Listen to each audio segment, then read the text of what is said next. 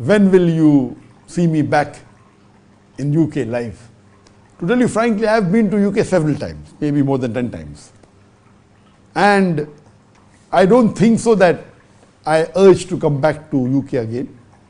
But if given the opportunity, I wouldn't mind going, but not that I'm longing to go. I've been there several times.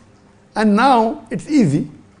We can come through the media, through the satellite, and even today, there may be hundreds and thousands of people in UK who are watching this session live.